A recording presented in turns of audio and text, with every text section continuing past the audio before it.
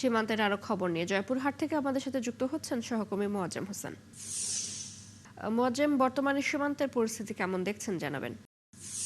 চতুর্থ ধন্যবাদ আপনাকে। আপনি যেমনটি বলছিলেন যে জয়পুরহাটের সীমান্ত পশ্চিমবঙ্গ নির্বাচনের পর থেকেই কিন্তু একেবারে তারকাটা এবং পুশিং নিয়ে কিন্তু উত্তপ্ত রয়েছে। তারই ধারাবাহিকতায় গতকাল এক বৃদ্ধকে পুশিং ঘটনা নিয়ে সীমান্তবর্তীতে উত্তেজনা বিরাজ করে। আপনি জানেন যে এখন গতকাল এই বৃদ্ধাকে সন্ধ্যার রাত্রে ৯টা ৫ মিনিট নাগাদ বিএসএফরা তারা ভারতে তারা নিয়ে চলে যান। এরপর থেকে এই সীমান্ত এলাকা যে জয়পুরহাটে যে পাঁচবিবি যে হাটখোলা যে সীমান্ত রয়েছে সেটি কিন্তু এখন একেবারে শান্ত। আপনাকে বলে রাখি যে আমি এখন রয়েছি জয়পুরহাটের যে পাঁচবিবি যে হাটখোলা সীমান্ত রয়েছে, সেটি হলো ২৬৯-এর ২০ এবং ২১ পিলারের একেবারে পাশে। আমার পিছনেই এটি আপনি এটা দেখছেন যে এই সীমান্ত দিয়েই কিন্তু এই গত পরশুদিনে যে বৃদ্ধা ছিল তাকে কিন্তু এখান থেকে পুশ করা হয়েছিল।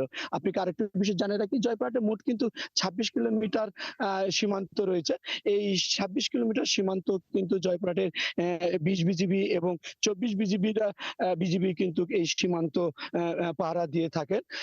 বিজিবি এই সীমান্তকে শান্ত রাখার জন্য স্থানীয় লোকজন এবং স্থানীয় মেম্বার, চেয়ারম্যান সকলকে নিয়ে কিন্তু তারা কিন্তু এই সীমান্তকে সুরক্ষা করার চেষ্টা করে যাচ্ছে। পাশাপাশি আপনাকে বলে রাখি যে এই সীমান্ত এলাকায় শান্ত থাকলেও কিন্তু এখানকার স্থানীয়রা যেটি বলছেন যে সীমান্ত রাত লাগলে যখন গভীর রাত হয়ে যায়, যখন গ্রামবাসীরা যখন ঘুমে যায় তখনও কিন্তু একটা পুশের ঘটনা ঘটছে, যেটা আমাদের চোখের আড়ালে। ইতিপূর্বে স্থানীয়রা বলেছেন যে গত পরশুদিনে কিন্তু একটি পরিবার বাংলাদেশে প্রবেশ করেছে এবং তারা কিন্তু কুমিল্লাতে অবস্থান করছে। এই ছিল জয়পুরহাট পাঁচবিবি সীমান্ত এলাকা থেকে। মোয়াজ্জেম, ধন্যবাদ আপনাকে।